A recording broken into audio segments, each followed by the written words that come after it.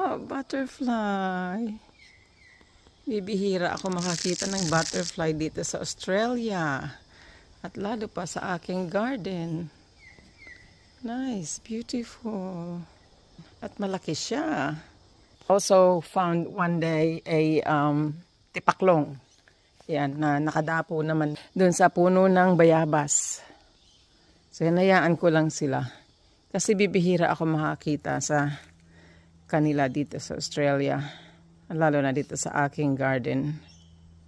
Yan, normally nakikita ko dito ay white butterflies na nangangain ng mga dahon ng aking mga pananim. This is a nice flower. Ito din, ganda ng kanyang bulaklak. This is a succulent plant. Yan, marami ako nito. Ito, matagal na sa akin yung halaman na yan. Nakailang na ako yan. Replant. Yan, pinuputol ko lang yung sanga, tapos nire-replant ko. Itong aking mga okra. Nakakuha ako ng 2. Mukhang itong green ay mukhang magulang na naman. Hindi ko maintindihan. Ito, maliit pa, pero parang ang taba niya, parang hindi ko alam kung pwede ko na itong kunin para hindi abutin ng pagiging magulang. Kalabasa. Ayan, papunta na dito. May nakita akong, female kalabasa, female flower, female bud. Yan, hinihintay ko silang bumuka at tutulungan ko sila. Ayan, tulungan ko sila i-pollinate. Uy, meron pa here. Ayan, sana ay maging bunga sila. Hindi sila mabulok. Kaya nga, tutulungan ko sila. Itong flowers na to, male flowers, ayan, kasi wala silang bulb sa ilalim. Kukunin ko yan, tapos yung kanyang stamen ay ipapahid ko dun sa stamen ng buds na mayroong bulb. Itong aking dragon fruit. Matagal na yan sa akin. Inilipat ko na siya dito. Galing yan dun sa may puno ng saging. Inilipat ko siya dito. Para mabuhay naman. Matagal na to at hindi pa rin namumunga. So ngayon nagkaroon siya ng bagong tubo. Harinawa siya ay lumaki. Itong aking, wala na yatang pag-asang tumubo itong aking, mabuhay itong aking malunggay. Diba? Nabubulok na siya. Sana magdahon man lang siya. Malago na itong aking mga gabi. Yan, pwede na actually yan. Kuwanan ulit at gawing gulay. Kuwanan ng dahon. I will show you yung isa kong kalabasa dito. Ayan, may tumutubo ditong kalabasa. At meron ditong kalabasang nagtatago. Ayan diba? Malaki na siya. Yes, hindi siya ma-vlog. Green na green. Nako, siguro tapos na ang buhay nitong pipino. Nilalanggam na siya. Meron ako ditong talong, dalawang puno. At itong papaya na tumubo dito. Iriripat ko yan para hindi mamatay ngayong winter. Itatago ko sila doon sa may bubong. Naaarawan pero nakatago sila sa frost.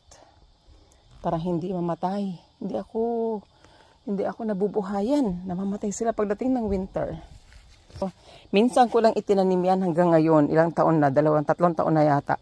Itinanim mo ang isa, mabubuhay at dadami. Dadami. Walang alaga yan dyan. Minsan diligan, minsan hindi. So, ayan. Ito yung aking garlic. Kala ko namatay na siya kasi nawala yung mga dahon niya. As in, nawala siya ng mga ilang linggo. Tapos nag-appear ngayon, medyo malaki na siya. Talong again. Ito, kasama to nung binili ko. Yan, itong 2 to at saka yung nasa labas kanina. Itong mga ano ko, kamatis ay wala nang, ewan ko, wala na silang pag-asa sigurong mamunga. Ewan ko, bahala na sila. Hayaan ko na muna silang ganyan hanggang sa mag-winter, hanggang sa mamatay sila. Nagpatubo ako ng ginger. Ito rin, akala ko hindi na lalaki, namatay na siya. Pero, nagdahon ulit siya. Yay! Alam mo, dalawa yan na nandiyan dyan eh. Sabi yung isa, ayan, ito yung isa oh. Bulok na yata ito.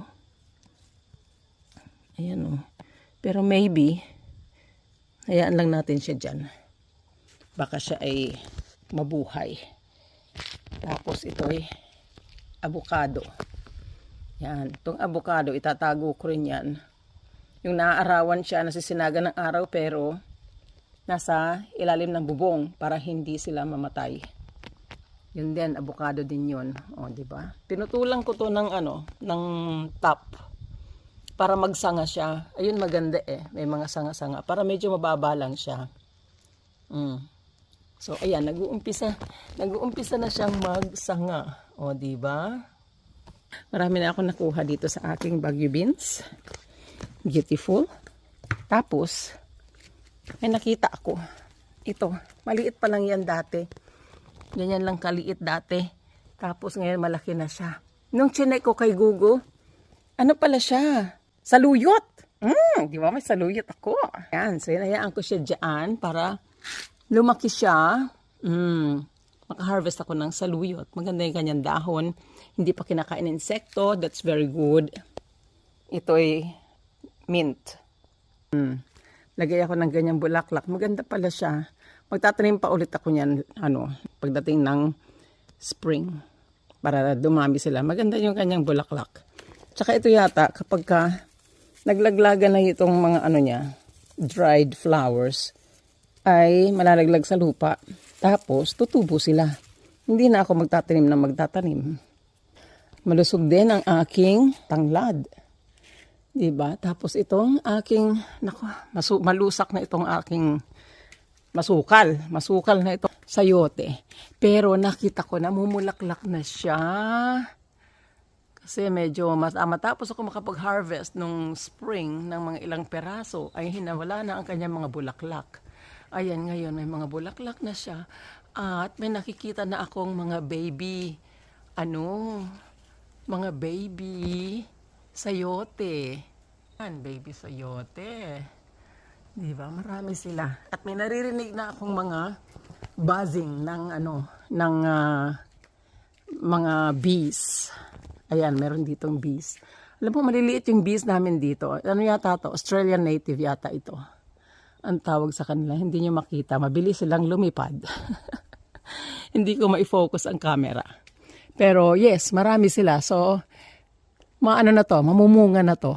Harinawa ay magkaroon ako ng magandang harvest this year. Akala ko hindi na siya mamumunga kasi autumn na. Ngayong March, nagumpisa ang autumn. At yes, ngayon ko pa lang siya nakitaan ng pamumulaklak at ng mga baby sayote. So, harinawa magkaroon ako ng magandang harvest ng sayote this year. Sana magkaroon din ako ng magandang harvest. Sana magkaroon din ako ng magandang harvest ng tingnan mo, meron siya mga ganong butlig-butlig. At kaya, malamang yan, malalaglag yan. Pero, marami pa namang iba. Nung nakaraan, nakapag-harvest lang ako ng 2. 3 dapat yon. Kaya lang, na-overripe yung isa, hindi ko nakuha. So, nalaglag siya. So, this time sana ay marami akong makuha. Nice. Ang aking kalamansi ay hindi namunga ng maayos this time. Kasi wala ako nakikita. Meron pala. Ayun Pero maliliit pa. Samantalang dati ang aga niyang namunga at ang lalaki ng bunga niya. Yan maliliit pa siya. Ito ang maganda kasi tingnan mo. Aking lemon. Meron pang maliliit. Marami siya na maliliit. Ayan mga baby lemons. Marami sila. Sana ay maging lemon nga sila. Here you go. Meron na ako mga ilang piraso na malalaki na. Lalaki pa yan. Very good. Nice. So that's my garden at the moment. Very green. Pagkatapos talaga ng ulan, ang aking backyard ay napaka-lush, napaka-green. Ganda tingnan. Relaxing. Hello guys! Ako'y magluluto ng tinolang manok. So, kuha tayo ng sayote. Look! Ang daming bunga! Although, maliliit pa yung karamihan, pero may makukuha na ako. Yan, oh. Yan, sakto. Pang tinola. Ay, grabe na ito. Tingnan nyo naman ang mga bunga. Madami siya. Oh, ayan, maliliit. Tapos, ayan, oh. Oh, dami. At marami ding bubuyog. I can hear the mga bubuyog. Oh, ito. This one is ready to go. Marami pa. Grabe. Tingnan nyo to. Ang dami nila. Saya-saya. So, finally, namunga na siya ng napakarami. Yung unang binunga niya, siguro mga 4 lang o 5 piraso. Tapos, huminto. Ngayon lang ulit. Grabe na ito. Ayan, nag-zoom lang yan guys. Kaya kala nyo malalaki, pero hindi pa talaga.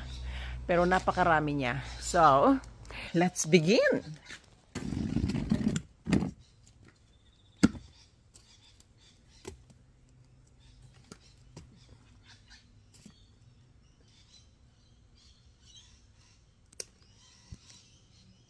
Tadan! One down.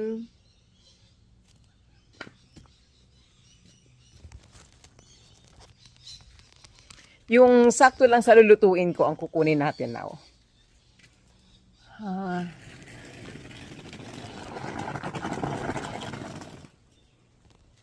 Here you go. There's another one here.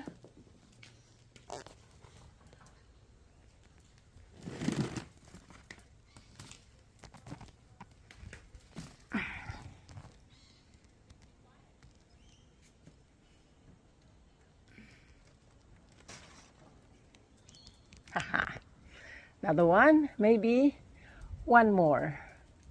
Kuha tayo ng mga medyo doon.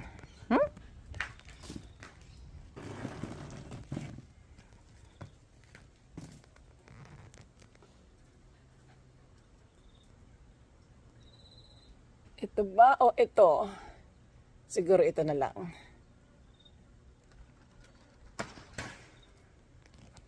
Yes! So, 2 lang naman kami ng asawa ko. Kaya, yan, 3 piraso. Yan. Nice! 3 piraso! Makakapamigay na tayo ng, mga sayote sa ating mga friends. Very, very soon.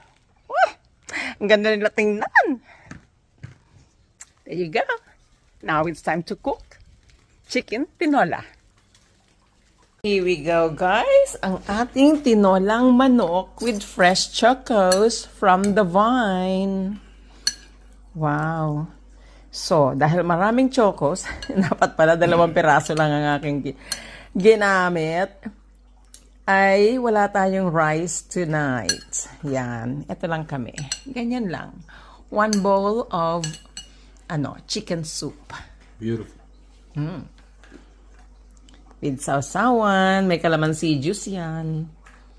Yes. It doesn't really need the salsa. It's nice with the sausaw. I know, but there's that much flavour anyway. It's Yeah, I beautiful. know. Da-da-da.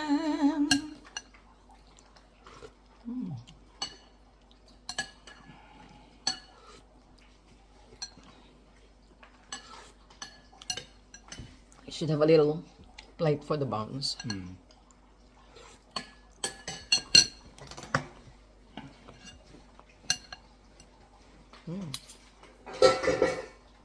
Ay, grabe.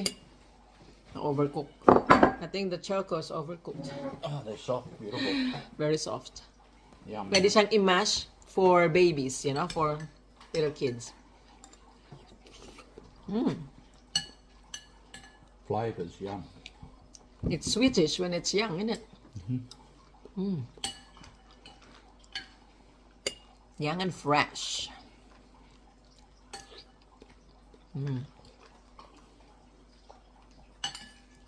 Simple lang yan. O, di ba? Carrots at saka chocos.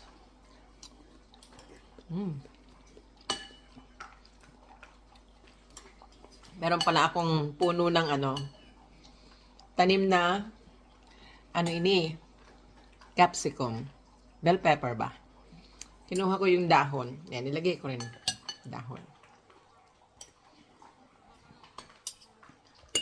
Wala akong, sili na pang sigang.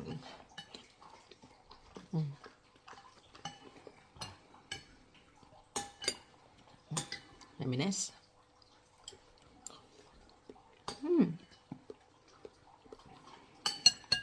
There you go, guys. So, we will finish our dinner. And I'll see you next time. Thanks for watching. Bye, God bless.